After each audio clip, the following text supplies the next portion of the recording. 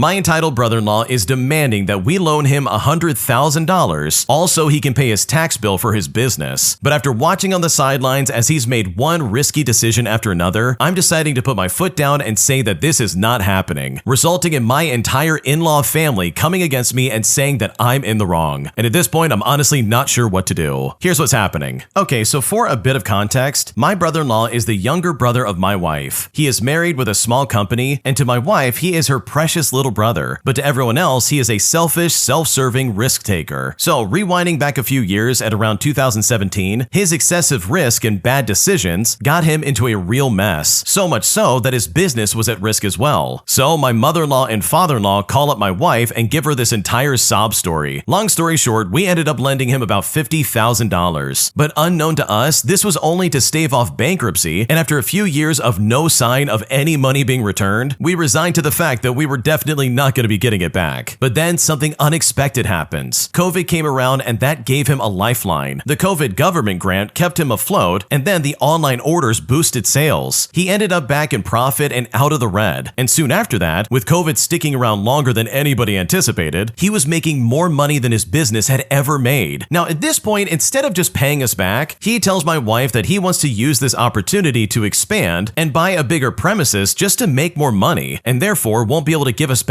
our money just yet. Well, this inevitably happens and it's working. A couple of years after the expansion, he's bought himself a bigger house and a fancy car. So my wife finally asked him for our share back, which he thankfully did, and this was around 2022. Now fast forward to present day, and my wife gets a call out of the blue from my brother-in-law. Apparently he wants to borrow money again, and he wants to borrow a lot of it. Now my wife dug in and said that she needed to know what for, which is before we can even bring that sort of money out for him to use. Well, it turns out he's been dabbling in the stock market, he bought the wrong shares, and he ended up losing a lot of money. Unfortunately, in his own stupidity, he even invested the money set aside to pay the taxman himself. And now he's overdue and the taxman is breathing down his neck. Even if he took all of his money out of his investments, he still wouldn't have enough money to pay for his bill. So now he's asking for $100,000 from us, even though this is only a portion of the tax bill. He's also said that he'll pay another portion with his shares sold and then go on a payment plan with the taxman. But upon hearing this, I straight up said I don't want to lend him any sort of money. He never learns and our whole family will have to suffer for it. We then got into an argument and my wife is basically saying that I'm heartless and I'd rather see them homeless than help them out. And now my in-laws are back involved and they're pecking at my wife's head, but I'm still unconvinced that we should. The fact is that even if he goes on the tax payment plan, this year's tax bill is now also due, and with no more COVID support, his business is not bringing in the money it used to. He still may not recover from this. So seriously, am I being unreasonable by not giving him $100,000? All because he is incredibly irresponsible and not someone I totally trust? Because right now I really am not sure if I'm in the wrong. Oh my gosh, there's no way I would ever give him any more money. Like, first of all, you guys barely got that $50,000 back in the first place. So for him to come in and be like, I need double the amount, please. I didn't pay my taxes. Oops. Can't you help me out? This isn't my fault. Like, dude, what are you talking about? This absolutely is your fault. Anyone who says, oh man, this is just a portion of my tax bill, and then tries to be like, can you give me some money? I'll pay you back. Like, dude, if you can't even pay the government back, who's to say you're ever going to pay me back? Because in my honest opinion, I think the first time was a fluke and you guys got very lucky. And if you give him money again, I guarantee you he probably will never pay you back and you'll be out $100,000 that you definitely will never see again. If you like Am I the Jerk, you're probably going to love Am I the Genius. Check it out, link down below in the description. Also, go to amithejerk.com/submit if you would like to submit your own stories. Am I the jerk for calling out my landlord for her BS and for moving out after only being there for 2 weeks? Because right now this entire situation is crazy and I just don't know if I'm in the wrong. Here's what's going on. I'm a 28-year-old male and recently I moved from my PhD program across the country in Canada. And within 2 weeks, the landlord-tenant relationship had completely broken down. And you know what? I called her out on her bad behavior. Now, for reference, I got accepted into this program in legal theory. And yes, I am a law student. And I will be attending after I finish law school. school. I was accepted in February, and I found housing in May for the September start time to my studies. I made a contract and negotiated back and forth to ensure that two critical factors were in it. Number 1, on-property parking in the driveway, and number 2, the landlord smoking was outside. This small city is entirely car dependent, and I was unaware of this at the time, so I drove my car because it was the best option. The building is a 5-bedroom house with 3 females and 2 males, including myself. It is within walking distance to the specific building that is off-site from the main campus, but all of the services, administration buildings, and the gym are like a 10-minute drive away. But based on this information, my plans had changed, as the gym and the off-site building closed the week before I moved. The house has a long driveway that can fit up to 5 cars, but there are only 2. And coming from a larger city, this is completely normal for me. I offered to put a car key rack by the front door, offered to move both vehicles, and planned as best as I could once I was given my updated schedule according to the university construction. Well, regardless, I arrive, explain my plan, and discuss the schedule situation with the other roommate, who is also a gym goer to the main campus. But when I did this, the landlord throws a fit because she does not want to take a minute to move the cars. I then find out she's a heavy smoker and smokes inside the bathroom. And by the way, it's not airtight with an exhaust to the outdoors. The entire closet has slowly absorbed the smell, and it's not coming out in the wash. The landlord complains to my roommate about issues instead of telling me to my face, and vice versa. So I called her out on it by saying directly to her, hey, if there's any issues, you need to tell me. But guess what? This doesn't work. I still hear more problems, such as a crumb being left out on the counter or an eyedropper amount of egg white being hidden. I sent a single text message to the house group chat asking for a house meeting and if everyone is free. But I then proceeded to receive 10 messages within the span of 5 minutes, calling out all of the above. I simply say that we need to have a civil conversation and then, hey, when are you available? But she then tells me that I should leave. So you know what? That's exactly what I do. But then she tells me I'm screwing her over because I'm giving her a 25-day notice instead of a 30-day notice. But I mean, who moves out on the 5th of the month? I offer to pay for the 5 days to complete the notice period, but she still refuses. This lady's even going as far as telling my roommate that she can't do makeup in the bathroom. This is honestly just a trash first 2 weeks of university, and right now I'm not sure if I'm the jerk or not because this situation is honestly insane. Oh man, there's no way I would ever put up with this because guess what? You made a contract that literally detailed the things that she is doing wrong. This landlord is out of her mind if she's seriously gonna sit there and be like, I'm not moving my car, and yes, I'm gonna smoke inside. Because the original poster made a contract that said otherwise, and they signed it. Like, what are you talking about? So no, you're not the jerk for moving out because if I was in your shoes, I would do the exact same thing. There's no way I would ever put up with that because this landlord sounds crazy. Am I the jerk for yelling at a guy in the Costco parking lot, all because he left his shopping cart in a grassy median instead of putting it in its proper place? But after he literally blocked my exit and started screaming at me, it's made me completely question if I made a good decision. And at this point, I really just don't know what to do. Here's how it all went down. Okay, so I just finished a trip to Costco and I was in my car. And I was parked in a row where there was a partially grassy median in front of my car. Now, a guy maybe in his 30s walked over and shoved his cart up on the grassy hump. I rolled down my window and I called out, hey dude, don't leave your cart there. But he just ignored me and proceeded to walk over to a car parked facing me, right in that other row where he got into the passenger seat. And I could see a woman in the driver's seat. Well, I decided to take a picture so I could show my friends and we could roll our eyes about it. I then sat in my car for a couple of minutes, sending some text messages and just doing some other things. I then realized that the couple wasn't leaving, and I got nervous that they were waiting for me to leave to follow me home or something like that. But then I decided that was crazy. I'm just being paranoid. The parking lot was really crowded, so maybe it was just them like taking a while to wait for a clear moment to pull out, since, you know, I was also having that issue. Well, finally it was clear and I decided to pull out. I went down my row and I turned left to access the way out. When I got there, the couple had pulled up and was blocking my exit. The guy had his window rolled down and was gesturing to me to do the same. Now, I didn't want to get into a thing with them, and there were people waiting behind me, so I just shook my head and I gestured with my hand for them to go. But these people didn't budge. So finally, I rolled down my window, and honestly, this next part is kind of a blur. You know when your adrenaline's high and there's like a sort of like surreal memory going on? Like, I know I started by saying something like, leaving your shopping cart there wasn't cool, but come on, just go already. But if I'm being completely honest, I can't remember a single thing he said back at that point, but I do know that he was just yelling at me. But I was yelling too, and I told him to just get out of the way, just go already. At some point, I told him that people like him were a menace to society. And I know, kind of dramatic, but he was yelling at me, and they had waited for me, and now were blocking my exit, and they were blocking all of the cars behind me as well. Then the woman, who I can only assume is his wife was yelling too. My memory is just of their faces and their mouths moving at this point because this was so weird. I know I told him that he's a jerk and that she was married to one, and she started to drive forward when I yelled that, and then she reversed and backed up so that she could yell at me some more, but I just kept yelling at them to get out of the way. Finally, I think because of the line of traffic behind me, they eventually left, but it really does have me questioning here if I'm the jerk. I know that I might be an idiot because it ended up creating a kind of risky and scary situation, but seriously, am I in the right at all in this scenario? Because right now I'm not sure if I messed up. Okay, dude, I can't believe you got involved in this. Why on earth would you involve yourself in this kind of scenario? Like, that was really stupid. The last thing on my mind when I see someone parking their cart on the grassy spot of like Costco is for me to roll down my window and be like, hey, you can't leave your cart there. What are you doing? Like, dude, are you out of your mind? People are crazy nowadays, and you quite literally inserted yourself in a situation that you had no business being a part of. Like, honestly, this is so weird to me. I just cannot understand why you would act like this. Why get involved? Like, why say anything in the first place? Like, if you want to take a picture of them and point at them later with your friends and be like, wow, look at these losers. Like, sure, go ahead and do that. I don't think you're a great person for doing that, but like, go for it if that really is what you want to do. But for you to like confront someone and then be like, whoa, why are they yelling at me? They're blocking my exit. This is crazy. It's like, dude, you literally invited this kind of reaction. Are you really trying to tell me that you confronted crazy people and then was surprised when they act crazy? Like, come on, man. You're not thinking ahead at all in this scenario, and you literally did this to yourself. So in my opinion, while I do think everybody sucks here, I think you are especially the jerk for even getting involved in the first place. Because the last thing on my mind when I'm in the Costco parking lot is to try and police people about where they put their shopping cart. And instead, I want to drive out of there as fast as possible because it's Costco and it's probably a nightmare to get in and out of. Am I the jerk for not letting our neighbors use our driveway for a property that we just recently bought? Because they've been incredibly rude and very nasty about this entire process, and at this point, I'm honestly not sure if I'm making a mistake. Here's what's going on. So my wife and I bought a house back in April. The property sits on about 1/3 of an acre, which is almost unheard of in our Los Angeles suburb, and it was one of the main things that drew us to it. 2,000 square feet of the property is a long driveway since the house is set far back from the street. The driveway even has a fork with a planter and a tree in the middle, so you can pull in, circle around, and then drive right back out. Our driveway is conjoined with our neighbors, and just to be clear, they can reach the street using their own property. They don't need to touch ours at all. The problem is that their lot is small, and their driveway is really narrow where it meets the street. It is just wide enough for one car. It widens by their 2-car garage, but because they park one car behind the other, whoever is blocked in usually cuts across our driveway instead of shuffling cars around. Now, according to our other neighbors who have actually gotten to know us, apparently that house was vacant for a few years after some elderly parents passed away, and the kids could not decide what to do with the lot. So clearly our new neighbors got used to having an extra driveway that they could use. When we first moved in, I honestly didn't mind it that much, but my wife on the other hand wasn't comfortable with it at all, and we tried to be neighborly by mostly parking on the fork side so they could continue to use the shortcut. Now, sometimes my wife just parks straight in without thinking about it, and when that happens, the neighbor has actually come over to our door asking us to move our car, saying that we're blocking them in. One time, I even answered one of our camera doorbells and I made him wait as I was in the restroom, but in that time that he waited, he easily could have like moved the cars. We really wanted to be good neighbors, but they just didn't seem like they wanted to return the favor. They keep to themselves, they don't say hi, and they won't even wave back if you greet them. After a while, that rubbed us the wrong way, especially since they expect us to restrict how we use our own property for their convenience. The least they could have done is like bake us some cookies or something like that when we moved in. The final straw came recently when my wife got some pretty nasty looks from the mom, and that was honestly more than enough for her. She now wants to park however she pleases, regardless of whether it inconveniences them or not. Personally, I could take it or leave it, but at this point, who am I to argue? Happy wife, happy life. So, are we the jerks for parking in our own driveway in a way that forces our neighbors to finally figure out their own parking situation after a decade of cutting through ours? What should we do? Okay, in my opinion, the second someone acts like this and acts like my property is somehow their property and gives me nasty looks and treats me poorly, like that's the moment I'm no longer gonna care and I'm gonna be like, yeah, I'm not gonna help you out in any way, shape, or form. And I don't care how long this has been a shortcut, guess what? They don't own this property and they don't own my driveway. So as long as I'm living there, they're absolutely never gonna cut through it. And the worst part about it is that they've been so standoffish throughout this entire process. If they were at least cordial, even in the slightest, this probably could have been worked out very easily. But instead, they're walking up to the house and being like, you're blocking us in. When it's like, dude, I'm not blocking anything in. Your driveway's small and that's not my fault. Like, what's going on? So So in my opinion, I think your wife is 100% correct. This is absolutely behavior that needs to be corrected, and a boundary needs to be set up. Possibly even a physical boundary with, like, I don't know, a fence of some kind. Because your neighbors sound incredibly entitled and they do not deserve to push you around in the slightest. I bought a car 3 months ago, and even still, I've not had the chance to drive it simply because my parents keep lying to me about helping me get my license. And now I'm honestly at my breaking point, and I seriously just don't know what to do. Here's what's going on. Okay, to start things out, I bought a car with the help of my distant parent and my step-parent. I paid for the grand majority of the car. I work part-time, so it took a few months to get a couple $1,000s. They contributed maybe about a fourth of the amount, and the reason they helped me get a car was because I said I needed a car to get my license. It takes me nearly 2 hours to get to work by public transit, and more than 2 hours just to get home. Well, it's been more than 2 months now, and I've never even had the opportunity to drive the car. I've been very patient with them. They told me they needed to replace something on the car, and they said they'd get it done that week. And sure, it wasn't done until a few weeks later, and that's fine, whatever. I understand that people have stuff going on in their life, though I didn't appreciate telling me a date knowing that it couldn't be done. Then I chatted with my step-parent when I was practicing driving in their car. I was telling them how I have been preyed on and how I've been followed while walking from and to bus stops, and how I've gotten warnings from my boss because I've shown up late to work. They said that I need to get my license as soon as possible, and we decided on a day to take the driver's test, which was a few weeks later because we needed to figure out a time that works for the both of us. We planned to practice for my driver's test a few times before the date we decided on. Well, they then proceeded to bail out 3 times in a row, in fact, after giving me a date. We had a date that we would practice driving again after we bought the car, but when the day came around, they just didn't say anything. I had to text them to see if they were going to do it, and they said they couldn't because they just didn't feel good, and that we'd have to do it on Sunday. But guess what? Sunday came along and it was the same crap as before. Didn't text or call, and I had to text them myself. They then told me, oh, we're busy. And it's like, okay, fine. But keep in mind, they were the ones to suggest we do it Wednesday now, and they said and confirmed that for sure this is the time we'll do it. And I've never pressured them or even asked them when we could reschedule. Well, if you're keeping up, Wednesday came around and guess what? They said it's too hot and they can't do it. Last weekend when they came to pick up something for the car, we had a conversation and they told me that this upcoming Friday, they would take me to get plates for the car itself. They said they were off that Friday, so it was the perfect time. And again, they said this on their own volition. They said to me, we need to get the plates before we can even think of taking the test. And they said that my other parent would get the car inspected this upcoming week. So now it's Friday. The license office has closed for the weekend a few minutes ago, and I literally broke down in tears. I texted them earlier today and I was like, hey, are we going to get the plates done today or not? Hours later, I got no reply, and I'm so upset. This week, I had to change my schedule because of Labor Day, and I wanted to work Friday, but since we were getting the plates done, I decided to work 3 days in a row. Last night, I didn't catch my bus in time because the cab I had to ride just to get to the bus stop was late. So I had to wait outside 30 plus minutes just to take the next bus. And then when I got off the bus, I took the subway, and I got to the next bus stop, and I had to wait an additional 30 minutes for the next bus to come. So in total, it took me 3 hours to get home yesterday. And I'm actually lucky because I've had days where it took nearly 4 hours in total. Now, the reason I don't quit my job is because the pay is decent. I work in a low-stress environment where I can choose my own hours, and it also took me nearly 2 years to get another job. Additionally, the reason why it takes so long to get to work and back is because public transportation here is garbage. And if I were to have a car, it would take me like 30 minutes maybe to get home. So honestly, am I overreacting here? Before we had the driver's test, I told them I needed to reschedule a week ahead of time because I had an appointment. Like, that's just how easy it is to do. I can't seem to understand why they can't just say they can't do it beforehand or stop giving me dates to do something that they just can't follow up on. They're the ones who keep telling me dates themselves anyways without even asking. So now I'll probably have to wait until next Friday again just to get my plates. And this is because they're only off on Fridays and on the weekends. And actually, I think they said they're going out of town next week, so I'll probably have to wait 2 Fridays from now. So it's been basically 3 months since I got the car, and I almost passed the entirety of it, and I still haven't been able to drive it. It hasn't even gotten the plates, and without them, I just can't even practice. Like, do they think I'm an idiot and just can't see what they're doing and the excuses they keep making? I've been patient with them this entire time. I'm not stupid. I mean, I know you're just making excuses, but because I don't say anything, they think they can just, I don't know, just do whatever they want. I want to yell at them and get angry so badly, but I know it will only make the situation worse. Until I get my license, even if I were to just get the car from from them, I still probably couldn't take my test until I paid someone to help me take it. Like seriously, am I being too harsh here? And also, by the way, for additional context, because I don't have a car and public transportation is so awful, I've been stuck at home basically for years now. I can only go to work and come home, and I don't have time to go anywhere else. Even on my days off, going out and doing something without a car is extremely difficult. And all of the walkable stores nearby closed down due to crime, so I have no other choice. I also want to move out so badly, but again, I can't even start without having a car. I want to take a friend to a haunted attraction in October for my birthday coming up, and I'm just scared that I won't be able to do it. My birthday's on Halloween, but because of a religious household, I never got to do anything. I want to just experience it once, but it looks like I'll have to wait yet another year just to make it happen. What should I do?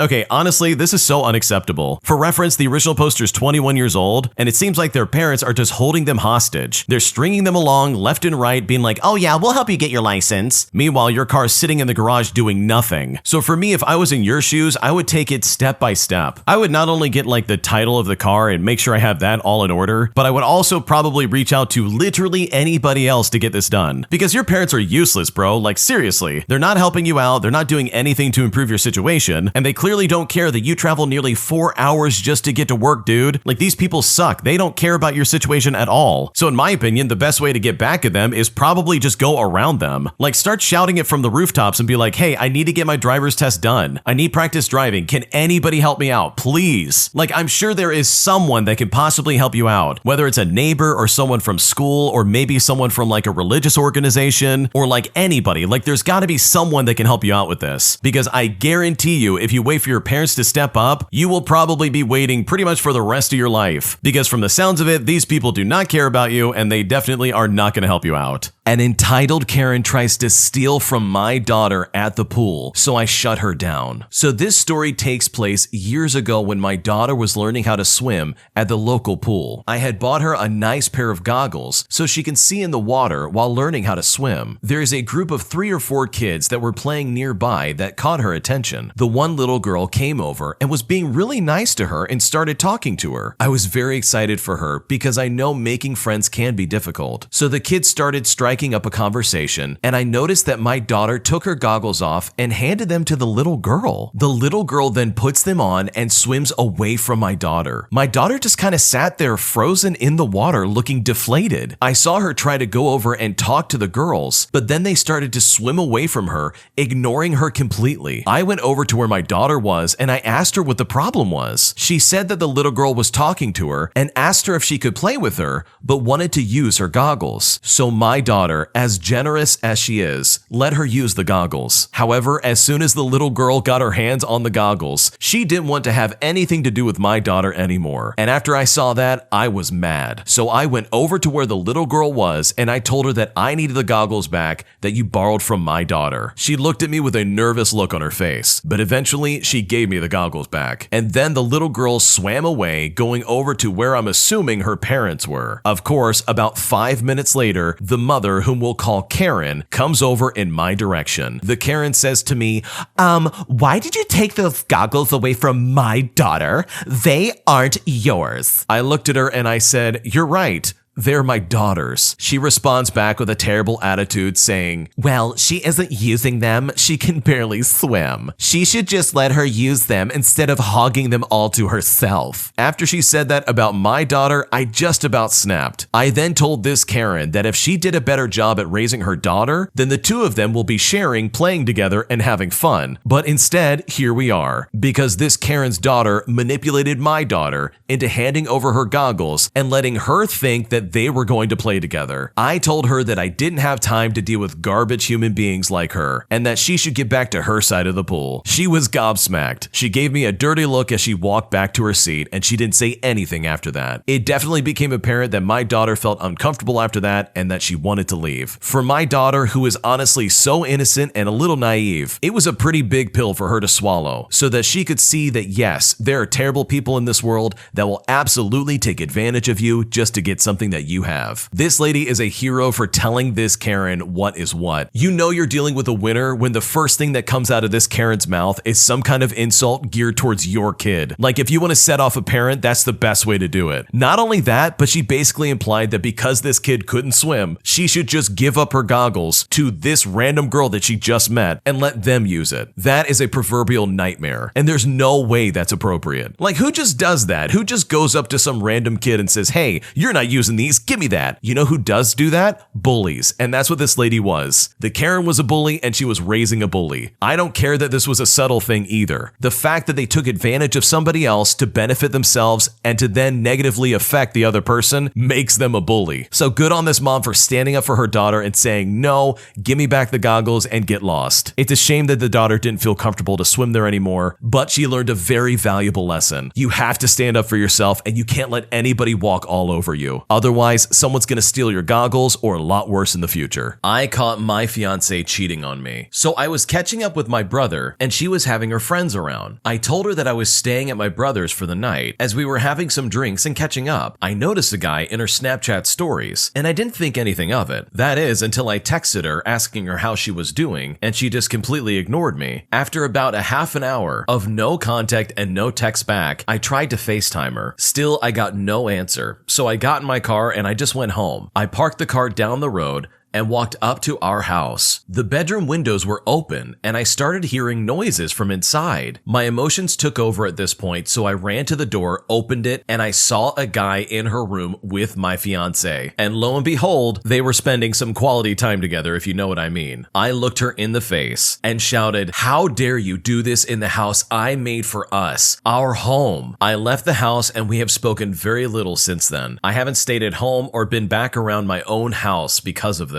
I stayed with my brother, but my heart is hurting and it is completely broken. And in my head, I keep replaying what I walked in on, and I just can't shake these feelings of betrayal and suffering. We were planning on getting married, but now I just don't know what to do. How am I supposed to get over this? I don't know that there's any way you can get over this. She completely cheated on you. Like, it's really hard to say, and even just to hear this probably, but she went behind your back to go with another man to spend some quality time with them, if you know what I mean. But the silver lining behind this is the fact that you found out before you signed your life away to her. So now you know for sure who she really is, outside of the facade that she's been putting on for who knows how long. The original poster goes on to say that everything in their relationship and in their life seemed good, and then suddenly this just came out of nowhere. And that is honestly probably the worst part about this. It's the fact that he never saw this coming. And even worse, this guy built a house that they were going to live in. It really is just a massive, disgusting betrayal of trust. The original poster also mentions that he's in the process of getting her name removed from everything. That way he can move on and have nothing to do with her, which is fantastic to hear, because no one in their right mind deserves to have that kind of treatment, especially from someone they would have called their fiance and future wife. My boyfriend wants me to choose between him or my final exam. My boyfriend and I have been together for 9 years, and we mostly get along together. But during our last quarrels, during the last few years, I have noticed a resentment towards him from me. It feels like he doesn't really value me anymore. As soon as he gets angry, he starts to take a lecturing tone and wants to teach me how to behave better, and he always succeeds in making the fault mine and never his. But if I tell him this, he gets even more angry. Yesterday evening, we had a big fight that has been going on and is still going on today. It started when I sat down to drink coffee after handing in a big assignment for my university class. I accidentally slipped and spilled coffee all over me. This caused me to scream and curse rather loudly. He then got really angry with me and screamed at me to not shout so loud. I snapped back and told him that it was unfair of him to scream at me just because I cursed for spilling coffee. After all, it's not like I cursed at him. He actually apologized then, but I continued to have a slightly low mood, which made him suddenly take back his apology. He then said that I had screamed very loudly when dropping the coffee, and that he had the right to tell me not to behave in such a way. I said that it was strange that he reacted that way. Wouldn't a normal reaction be to check on me and see what's happening, and then have some understanding that I got mad about spilling coffee coffee all over myself? I honestly thought this was absurd and not a thing to fight about. He then proceeded to accuse me of gaslighting and manipulation, as he meant that I had not just shouted out when spilling the coffee, but cursed for a few minutes, which I definitely do not remember doing that. When I told him this, he got angry and said that I was denying the truth and minimizing my blame. We fought some more and then went to sleep. I hate going to sleep without making up first, so I have to admit that I made some noise and some sighs in order for him to come in and comfort me, which definitely was silly and childish. I knew he was going to work the next few days, so I could have just gone in the other room and reconciled with him, but I was hurt by what he said and wanted him to apologize first. So I swallowed my pride, went in, we slept the night together, and I made up with him, or at least I thought I did. The next day I went to the supermarket to pick up some food. He would use this food to make lunch so he could get ready for work, but he still said that he couldn't work as he was too tired. He then got mad that I had kept him up during the night so that he wasn't able to go to work. I apologized and said that I had not slept much either, and I had a big presentation at the university the next day. He then said that he should be mean to me during this day so that I could know how it feels to have to cancel plans because of a fight. I then told him that he was responsible for the fight too, and that I had not slept much either, and that I had to practice for the presentation all day today. So if he wanted to do that, he already had. He then said that he basically was giving me an ultimatum. I could choose him or my presentation tomorrow. The presentation, by the way, is my final exam for everything I've worked on this term. And if I don't make it, I will not be able to continue with my education. I told him that I thought it was sadistic and cruel to make such an ultimatum, as I have worked so hard for this the whole term. And honestly, what would he gain from this? Does he just want me to drop out of my education so he can prove a point? He told me that he has to do this to show me how it feels when you ruin one's day. I told him I didn't want him to miss work, as we did reconcile during the night and as I went shopping for his lunch. I also said that sure, I will be tired if we continue to fight, but I will still go to the presentation because I have to, and he should work as well. But he insists that even if I have the energy to go to my final presentation,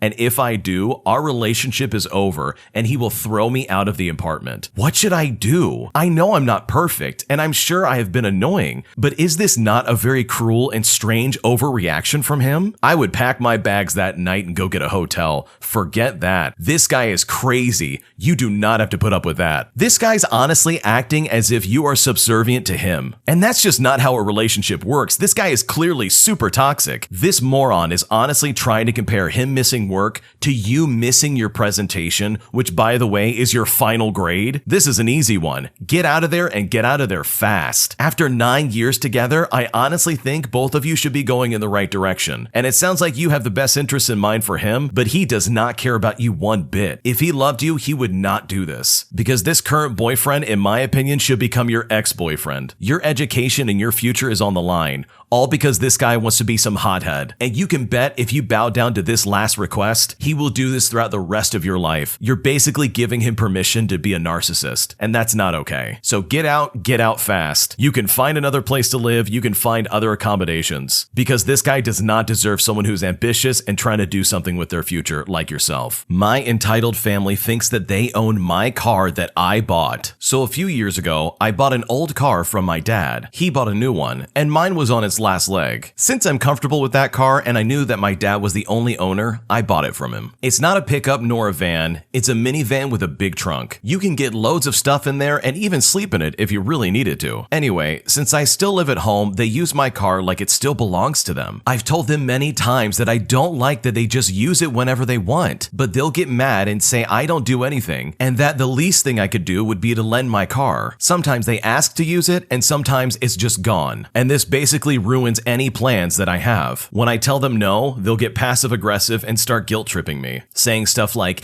after everything I've done for you. If my sibling or a friend needs something larger moved, like a shelf or so, they'll use my car. Did you buy new tires, a fridge, or a washing machine? Guess what? They'll use my car to transport it. Maybe my sibling or their drunk friends need to get picked up from a party. Conveniently enough, they need my car because it can fit 6 people in it. Never mind that they called it ugly and that they would never be caught dead driving it. If there's garden waste to to dispose of, which car do you think they use? Exactly, they use mine. They try not to make it dirty, but it still gets incredibly dirty, no matter how they use it. Now, I pay for the gas, I pay for the insurance, and all the other stuff that goes along with this car, but it's still not my car. I'm very attached to my belongings, and I treat it well, but it doesn't matter what I say. Since I was a kid, my parents always forced me to share with my siblings. I wouldn't mind letting my siblings or cousins play with my toys if it was my decision, but getting the toy ripped straight out of my hands and not being allowed to complain about it because they would say how selfish I am, only to then get the toy back but destroyed, is incredibly frustrating. This car is my biggest and most expensive belonging. It's an older model without much technology in it, and I like it that way. I personally don't want to get another car, so I try to treat this well and make it last as long as possible. And today is when I said enough is enough. My aunt called and demanded that my mom drive to her with my car to help her get a carpet. My mom asked me and I say no. My aunt gets incredibly upset and angry and goes, "Why?" First of all, my aunt has a car, but it's currently under repair.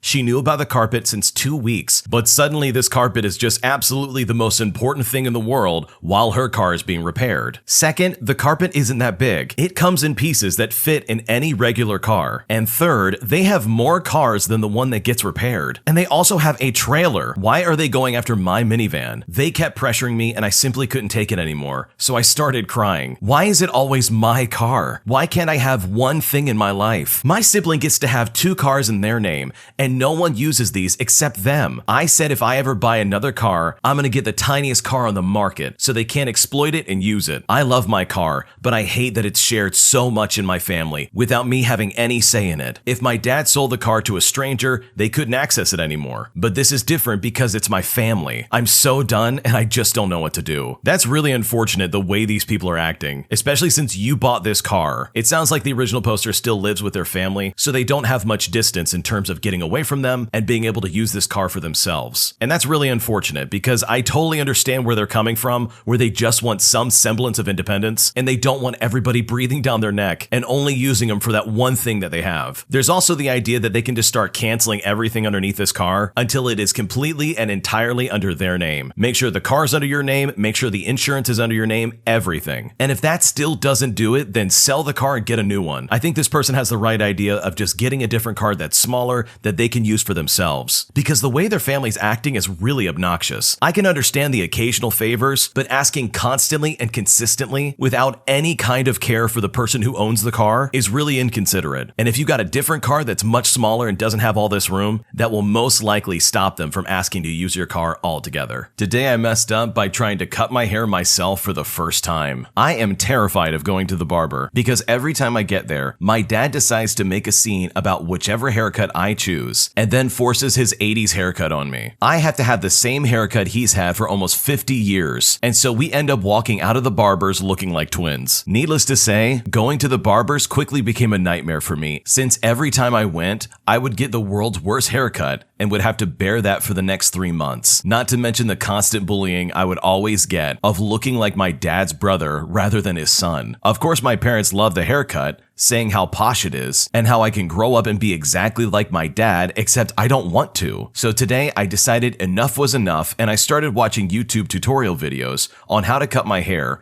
until I felt like I was a pro barber. Then this afternoon, while my parents were out, I decided to go to the bathroom and start the process. However, a flaw in my plan was that the hair cutter we had didn't work for some reason. So I decided to try the next best thing and use some scissors. I knew it was risky, but after watching those YouTube videos, I felt like I was a pro. I decided to cut my hair one side at a time and began with the right side since I am right-handed for cutting. Surprisingly, this side went perfectly and it was exactly how I wanted it. However, disaster struck when I tried my left side. Since I'm right-handed and my left hand was weaker when it came to cutting, it was harder for me to coordinate which strands of hair I was cutting, and also taking into account using a mirror pretty much for the first time to do this made things quite tricky. Eventually, after removing all the hair I had cut, I realized I had messed up big time. I had accidentally given myself a bald spot the size of a golf ball near the back left side of my head. Whoops! It completely ruined my haircut and I don't know what to do. Since I have realized my mistake, I have taken to wearing a beanie all the time. Even my sister, who was at home, hasn't seen my haircut yet, and I'm terrified of what people are going to think when they see it. What should I do? I first just want to say that your dad is really weird for making you get a haircut just like his. The original poster in this story is 16 years old. That is an age where you can really easily be obsessed with what people think. And your hair is one of those things that you can't just change every day. Like if you go to school and you wear a bad t-shirt and you get made fun of, guess what? That t-shirt's never seeing the light of day ever again. But if you have a bad haircut, you are stuck with that for months on end. And that can be a terrifying experience. So I don't blame this guy for trying to cut his own hair and to stop looking like his dad. But unfortunately, a bald spot has arrived. You have a few options if you're being realistic. The first option is to pick up a side job to try and get some money, and then to go to a barbershop yourself, pull off your beanie, look at the barber, and say help. And then they can give you a haircut that you want. Your other option is just to hide it, which is probably going to be the harder option, to be completely honest. There's only so long you can go wearing a beanie until someone snatches that off your head and your golf ball sized bald spot's going to be shining in the sunlight. Your third option, and this one's a little bit riskier, you could just shave your head. This option is super risky because you never know how you're going to look without any hair. On the negative side, you're going to be without hair for quite a while. On the plus side though, this will send a very clear message to your dad that no, I don't want to look like you anymore, but also you don't have any hair. And this is not something you can take back. Once you cut your hair off, it is gone, and you are stuck like that for a while. So think hard before you pursue this option. But most of all, I wouldn't beat yourself up over this. Like, you gave it an honest try, and you got one side of your head exactly the way you wanted it. You just didn't anticipate using a mirror for your left side with a hand that you're not used to cutting things with. So you were like basically halfway there. I don't know, maybe there's a future for you in being a barber yourself. You could even use your messed up haircut as an excuse to go to the barber and see if they can fix it for free. There's a chance they might help you out, you never know. Especially if you explain that you don't want to look like your dad from the 80s anymore. My girlfriend has trust issues, and it's ruining our relationship. My girlfriend was cheated on nonstop for months during her last relationship, which just so happens to be her first. She hasn't dated anyone since then until me, and this relationship happened 3 or 4 years ago. We have been together now for almost 6 months, so it's still early. Anyways, there was an incident where I forgot about a dating app on my phone, and she found out while we were playing on my phone one night. I genuinely forgot it was there, and she was very upset that night. Eventually, after she calmed down, we moved past it. Then there was another time when we were talking about our day. She had work and I had off, and I left out some details about some of the things that went on that day. Stuff like where I was and where I went. I wasn't doing anything I didn't want her to know about, but later on that day, she saw I went to other places. She wasn't mad, but I can tell it just scared her a bit. It wasn't made into a big deal. Then a couple of days ago, while she was cleaning, she found an anime drawing from my ex's best friend, and it happened to be a drawing of a girl for my birthday. She didn't say anything about it to me, but I overheard her talking to her best friend about it, and I'm worried the gears in her head are starting to turn. Now, a couple of days ago, we got Life 360 together because I have to drive across town for work early, and this is a good way for her to know where I am and for her to just know that I made it to work. Well, sometime today, she must have been looking through my drive history for the day, and it said I stopped at a random house for an hour. She vaguely mentioned it and is now very quiet. Frankly, I truly am not doing anything wrong, and it's just driving me up a wall to constantly be questioned. I feel like her trust issues are going to ruin this relationship, and honestly, I'm sick of it. What should I do? It seems like the guy in this situation is not doing enough to really put his girlfriend at ease. His current girlfriend got cheated on so many times for months and she had no idea. So do you really blame her for being suspicious of these incidents? In her mind, she's thinking, oh wow, the same thing that happened in my other relationship is happening again. And while I totally believe you that this is all situational, it also is not a good look. In my opinion, you need to do more to prove that you are not cheating on her. I know it sounds counterintuitive, but you really need to try a little bit harder. From her perspective, it's probably really suspicious that the Life 360 app suddenly just happens to break next to a house for an hour. If I was in her shoes, I probably would think the same thing, like, hey, he's probably cheating on me just like my previous boyfriend. I'm also very surprised that this location-based tracking app is glitching for some reason. I have never heard of that app specifically breaking down in such a way where it says that you were at a random house for an hour. I honestly am not sure if you're telling the complete truth here. If I was in your shoes and my girlfriend said, hey, you stopped at this random house for an hour, I would immediately jump in the car with my girlfriend and we would go to that house. If I really cared about my girlfriend, I would do everything I possibly can to prove to her, no, I am not cheating on you. I am loyal to you. I'm doing everything I can to be with you. But that's just my opinion. What is your opinion though? Leave a comment down below. We would love to hear it. My dad stole money off of my debit card and has been using my name to try and get food stamps for himself. And now I'm being gaslit by my family to not say anything. So the title says it all. My dad stole money off my debit card and I found out that he's been receiving food stamps in my name. I also wanted to find out if he had been getting anything else in my name, and because some people online suggested it, I wanted to make sure he didn't try to get money from me on his taxes. I was talking to my mom about everything, and it seemed like she kept trying to make excuses for my dad. She would say stuff like, well, maybe he felt like you owed him, or even, I would never have my dad locked up no matter what happened. She said it took her years to call the police on my dad even though he used to beat her. I got upset and ended the conversation. My aunt said she was most concerned with my dad using my social security number to get credit or other things in my name because my dad gets a disability check, and I guess people on disability aren't supposed to be able to file taxes or claim people on their taxes or something like that. But my mom called my aunt and told her that she and my dad had been taking turns claiming me on their taxes for years. She said she claimed me last year, so she was pretty sure my dad had claimed me this year. She said my dad could go to prison for this, and she didn't want him to go to prison for claiming his child on his taxes. My mom told me that what my dad did with the food stamps was wrong, but that I left my dad's house without giving him anything. So maybe this was just his way of trying to get something for letting me stay in his house. She said that I had been rebelling against her by not trying to go to church, and that I needed to search my soul or whatever that means to see if I want to come back. All of this, by the way, has to do with the fact that I'm not straight. She said even if I really am gay, then how could it hurt to repent and go to church and try to be straight just for her? She said she actually talked to my dad, and he told her that I had been rebellious and disrespectful to him, and that is why he kept getting in my face and screaming at me and insulting me, as if that's a good excuse. She said that my dad had never been like that with me before, and I need to think about what I did to contribute to that and take responsibility for my part in everything. And apparently I needed to think about how my dad felt knowing that his little girl was not the person he thought she was. My mom said that my dad was almost in tears and that he was just as hurt as me, and he feels bad about the food stamps and taking money off of my debit card, and that my dad is a really good person deep down, and if he doesn't have a temper, she would still be with him. The only thing he ever did wrong when they were together was hit her, and that he has never and would never hit me or my brother or my sister. Then she said that if I didn't press charges against my dad, that she and my dad would pay me when they received their income tax refunds. And I'm no lawyer, but that definitely sounds like a bribe. She said if my issue is that he stole from me, then him paying me back should settle everything. And if I want him to go to jail, then I'm just being vengeful. And I need to think about what it will do to my brother and sister if their dad is in prison. She said I need to think about if it's worth it to hurt my brother and sister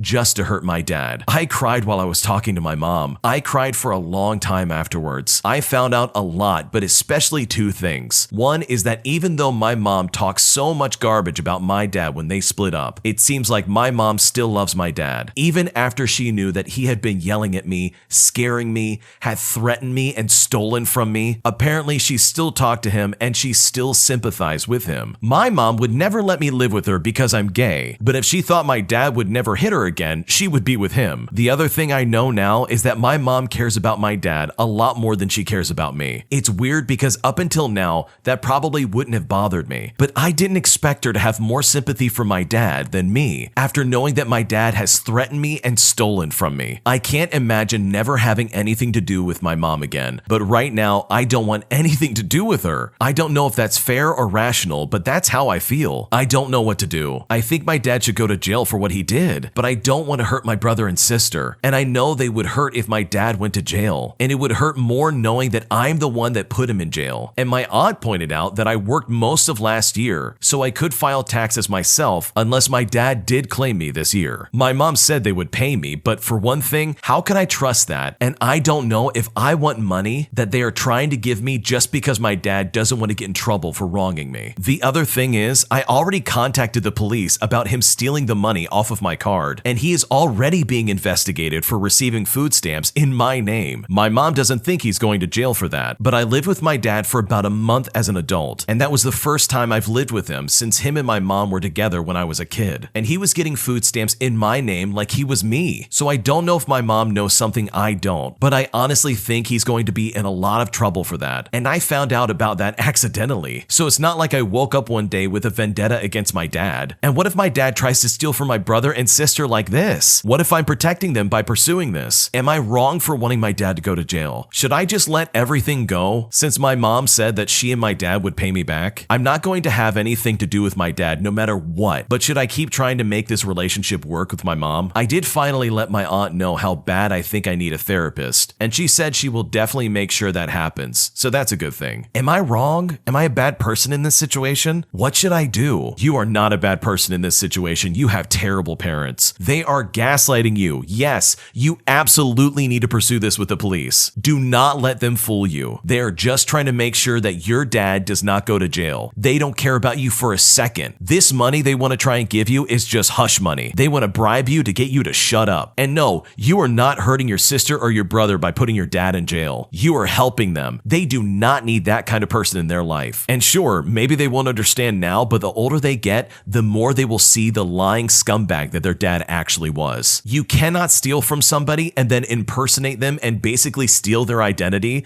and expect to get away with that. There is no amount of money possible that would allow me to let someone get away with that. And if I were you, I wouldn't put up with that for 1 second. This next one came from the Am I the Jerk podcast subreddit. Check the links in the description if you'd like to submit your own stories. Am I the jerk for exposing my dad for stealing money after he tried shifting the blame to me? My grandfather passed away last year, leaving his apartment and his money all in cash in an envelope to my dad and his younger brother and sister. Now the thing is, me and my dad are the only ones still living in the same city. My aunt lives almost 5 hours away in another city, and my uncle lives in Belgium. At the time, my dad was temporarily working abroad and couldn't come home because of his contract, and my uncle couldn't come back because of restrictions. I managed to get a head start on funeral arrangements until my aunt came in and took over. The money my grandfather left covered the funeral expenses, and there was still a great sum left, which they decided to leave to my dad's house to keep paying for the taxes and bills, especially for the empty apartment. They didn't want to cancel the utilities for some reason, although no one was living there anymore. Shortly after my aunt went back home, I was left in charge of the money until my dad came back home. I did as they wish. I dealt with the bills and kept every receipt as proof. 3 months later, my dad came back, and I thought he would take over, but he said I should continue doing that since I was already used to it. I didn't mind, and I just kept doing it. Now to the problem at hand. My dad started supposedly borrowing money from the envelope whenever he was short on cash, saying he'll put it back later. It was never much, maybe around $4 at a time, but still he did it many times, so it added up. Meanwhile, I moved out from home, but I still kept tabs on the things from the empty apartment, with the money envelope being at my father's, and again, I kept every receipt. It was all good until my aunt came to visit and asked to see the envelope. My aunt and I were the only ones who knew how much money was left after the funeral, but I don't think my dad ever asked. When I showed her the receipts, she saw it didn't add up and asked my dad for an explanation. I then just realized he probably didn't tell his siblings about taking money. It's been almost a year since the funeral, and after my calculations, I spent on bills around 7% of the money, but 15% was missing now. I wanted to ask him if he put it back at all, but before I opened my mouth, he started blaming me for taking money for myself on top of the bills, and I honestly could not believe it. He and I never had a stable relationship. He would always blame me for missing stuff that he found shortly after, or things that he did but was too drunk to remember that he did them. But to accuse me of this, I really honestly didn't see coming. I told my aunt the truth, and fortunately she believed me, mostly because my father's behavior isn't really a secret. After some scolding, my aunt and uncle entrusted me with the envelope to keep doing what I was doing and basically command my dad to pay back everything. He argued that it was his inheritance as well, so he had the right, but to this logic, for every dollar he took, the others had the same right. She said they all agreed to not touch the money for anything other than expenses for the apartment, and he broke that agreement. After my aunt left, my dad and I had a fight about how dare I expose him like that, in which I replied, "How dare you blame me for this?" It's been 2 weeks in which I haven't had any contact with him, and relatives and family have all found out about what he did. The majority were on my side,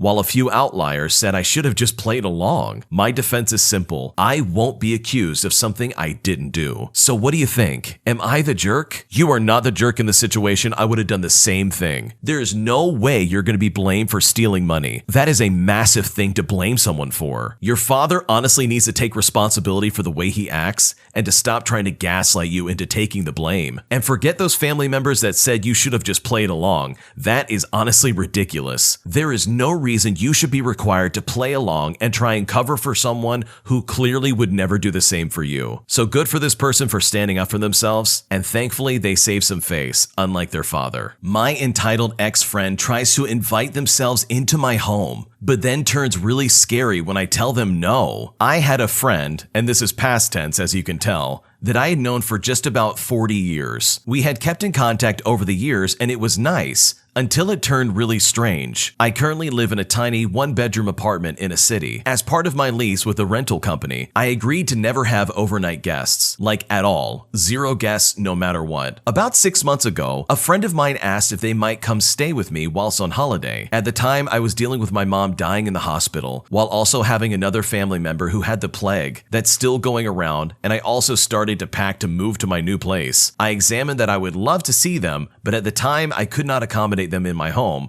due to the above reasons. They got incredibly upset and ended the conversation. In fact, they ghosted me for about 3 months after that. Last week, this friend contacted me out of the blue, and we were having a nice chat until the end of the conversation when they again mentioned coming to my home on holiday. And again, I said I would enjoy seeing them for a visit, but I could not accommodate them, this time due to my new lease not allowing overnight guests. This friend, again, got incredibly upset and went on a bit of a rant. I tried to explain that it is a new apartment and I don't want to break the rules, but they were still very upset about the whole thing. Now this is where things took a definite turn for the bizarre. After a 15-minute rant about my not being able to have them stay, my now former friend suddenly switched gears and started rattling on about society coming to an end and the dark forces taking over the country, and how I was either with the friend and his group or company or cult, or I was against them. They kept insisting that I needed to join them in order to prove my loyalty. Crazy? Maybe. Entitled? I think so. More than slightly terrifying? Absolutely yes. I have since blocked them on all forms of contact, and I am actually very relieved that they don't know my new address. So am I paranoid, or does this seem more than a bit strange to you? No, that is very, very strange. If an old friend came up to me and said that I need to join their cult, otherwise the dark forces are going to take over, first off, I would probably try and get more information from them just so I could mock them later,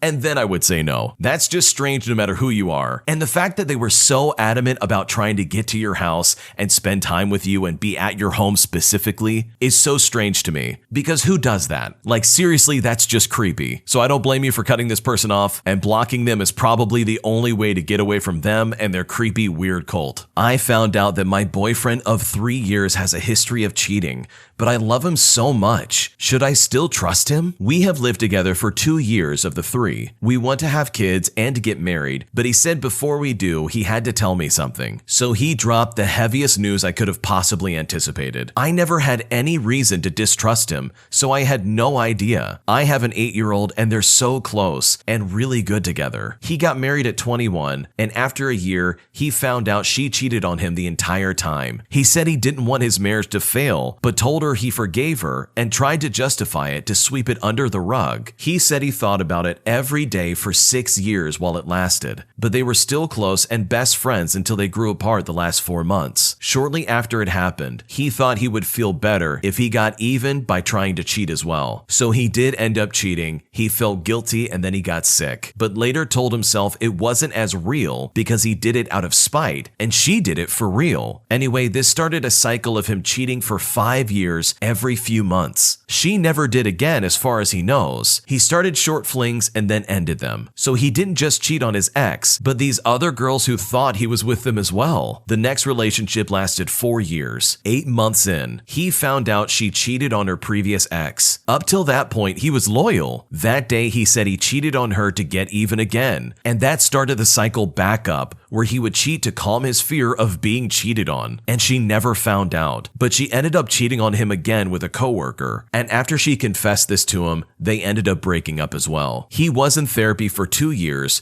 and started taking antidepressants towards the end of his last relationship. He says he's never cheated on me or even thought about it, and knows the right thing to do would be to end the relationship if he didn't trust his partner. He says he can't excuse what he's done, and he also said something about struggling with self-hatred for cheating when the whole reason he was doing it was because they did. What should I do? I'm sorry, but this is really sketchy for me. I understand that this guy is really good with your kid, but this guy cheated on every relationship that he has mentioned. It doesn't even make sense to me or even matter that they did it out of spite. The fact that he cheated is absolutely a game changer for me, and in my opinion is a big deal breaker. I would not trust that for a second. You want to get married, you want to have kids together, and he is just now, after so many years, deciding to tell you that, hey, I've cheated with my previous partners. Not once, but twice. Oh, by the way, I would do this for months on end with multiple women. Who's to say he wouldn't do that to you as well? The opportunity for this to happen is just too big because his past is proving that he could do it. So in my opinion, I think you really need to be careful with how you go about this, because if you do decide to stick with him, a lot of that baggage and a lot of the things he's done in the past to other women could very easily happen to you too. And that could honestly be devastating. My ex-girlfriend is suddenly stepping back into my life, and I don't know if she's just stringing me along. She knows that I am still in love with her. She has told me she does not love me romantically, but loves me as a friend, a very good friend. She did not tell me that she was in a relationship for the past 18 months, even though we spoke almost every single day. When we met up, all she's done was talk about how great I am, and all of the negative things and all of the negative points about her current boyfriend. And this wasn't just a quick kick on how I am. It was literally, there is nobody that can make me laugh harder, or even, you're the only one that would do anything for me, blah, blah, blah. I told her that she was only telling me the negatives of her boyfriend, and she said that there is good there too. She is just sparing her feelings. She talks about how she thinks she is in love with her boyfriend, and they may live together soon. However, she says their relationship has no definition. They are not an official couple, and she doesn't know where it is heading. She certainly cannot see herself marrying him, is one thing she made very clear. Ever since she has stepped back into my life, she has spoken a lot more to me than usual. Before, I was lucky to get her once or twice per week, maybe just a few sentences, even just in a text message. Now she calls for hours. She says she does it to give me a good start to my day. She has even planned her next meeting with me, tours of art galleries, museums, etc. Long walks, you name it. I am confused. Like, this woman says she is not into me, and I have to believe her. However, she is also at the point where it seems almost like we have a relationship again. We do the same stuff we had in a relationship, bar the intimacy. What is going on? She is 100% stringing you along. In this case, it's not about what she is saying, but rather it's about what she isn't saying. And what she isn't saying is that she probably really does want to either get back with you, or she's looking for the attention and validation that she's not getting from her current boyfriend. I mean, hey, if you want to step back into that bear trap, go for it. But there's probably a reason you two broke up. And also, if you think about it, you are still in love with her, but she does not love you. She is playing you. She's just stringing you along because she likes the attention and she likes to feel important. And that is really not fair for you, and it's not fair for her current boyfriend, who is very well getting played by you being around her. And you can bet she's probably looking for some way to cut loose from her current boyfriend just to maybe even try and get with you. Mostly because she probably thinks she probably can get away with it because you're still in love with her. So in my opinion, I think you need to find a girl who's actually going to love you for who you are, and not just try to keep you around just to try and get some attention, because you can do so much better than that. My partner keeps uninviting me to things involving his friends and family, and I don't know what to do about it. So here's the deal. The relationship is incredibly new. We've only been dating for 2 months. I absolutely do not need to meet his mom anytime soon, but she happened to be visiting from out of town, and he asked me repeatedly if I would. I really like him, so of course I say yes, even though it makes me nervous to meet her so soon. She gets here and he says she's already asking about me. He reaffirms me that she's excited to meet me, and he again asks if we can do dinner at the end of the weekend. The day comes and he says that she's not ready to meet me. What does that mean? The amount of anxiety that I went through for several weeks preparing myself to meet her, and you're just gonna tell me that she's not ready? Am I being unreasonable to be offended by that? Normally, I would not have been offended by this, and honestly, probably would have been more relieved that I didn't have to meet her this early. But he built this up for weeks. So not only was my anxiety for nothing, but now I also feel rejected. Am I being crazy here? He, of course, doesn't see the issue. And to add insult to injury, there have been multiple instances of him inviting me places only to then find out that his friends just want to have a boys' night or whatever that means. And so he takes back the invitation. I politely asked him to be more thoughtful and to stop inviting me until he was sure I was welcome. The last time I finally got mad because he had me walk to the bar with him just to tell me the second we got there that it was time for me to go. And this was all after a phone call with one of his friends, I guess. Apparently his friend didn't want me there or something like that, but I flat out asked him in advance to clear it with his friends first so this doesn't happen. But apparently and obviously he didn't. So we walked to the bar together and I'm immediately sent packing. He also didn't get the issue there because I was cool with him having boys' night. And when it comes to boys' night, absolutely, do it, have fun, but just don't invite me. Am I being crazy or controlling? I know he isn't trying to hide me. He put me on social media and I did meet two of his friends, but I feel unwelcome in his life. And I don't understand why he doesn't see the issue with taking back these invitations so often. Should I cut my losses while it's early and just move on? What should I do? This guy is being very rude. Like, why would this guy invite you to be a part of some kind of celebration or some kind of party or even just a meetup with friends at a bar and then suddenly just take it back and be like, psych, you gotta go back to the car? Like, what is going on? It's super inconsiderate. Here's the thing. If you get invited somewhere, you should be able to expect that you're going to go to that said place. Suddenly having it taken back over and over and over again would put a strain on any relationship. That would drive me nuts personally. If your boyfriend seriously doesn't understand that, then maybe it might be time to look at your options. I'm not saying break up with them, but what he is doing is absolutely incredibly rude, and it is very inconsiderate. And you can either try and correct the problem or maybe just go ahead and find somebody else. An entitled parent wants to steal a Nintendo Switch from a church, but gets caught red-handed. My friend and I used to go to the same church. However, I left a number of years ago due to it turning into more of a mega church and stuff with the pastor's decisions not being honored by the other big heads. Because of that, there was a lot of controversy and it became a breeding ground for Karens and entitled parents everywhere. The church was split into 3 areas, one for kids, one for teens, and one for adults. Kids and teens were on the opposite side of the building with the adult section in the middle. While the kids section was for young kids, you would sometimes see them in the teen section before service, all of which trying to sneak in and play on the gaming consoles that they had. They had the PlayStation, they had the Wii U, but most of all, in the center of this story, they had the Nintendo Switch. They had 2 TVs, one for the PlayStation and one for the Switch, and people could play them before and after service, but they were turned off during service or maybe paused if it was a mid-smash fight or some other game. At this church, it was pretty normal for one kid, we will call this kid the entitled kid, to go to the teen area to play on the consoles when he really shouldn't have. His entitled mother was a friend of a usual churchgoer there and seemed to not care for the church at all. She was one of those, I don't go to church really because I'm spiritual types of people. She'd wait till last second to take him to the kids section, or she wouldn't pick him up at all, forcing the teen workers to find her and get her to sign him into the kids section. Church by this point had ended, and the entitled kid had ran his way from the kids section the moment he could to play on the Nintendo Switch. According to my friend, he always claimed to be the best Fortnite player. Since he was always playing Fortnite, no one else could be on the Switch. The teen pastor was a saint and put up with this kid for far too long. The kid lost in game and the pastor asked him to go find his mom. This entitled kid started throwing a fit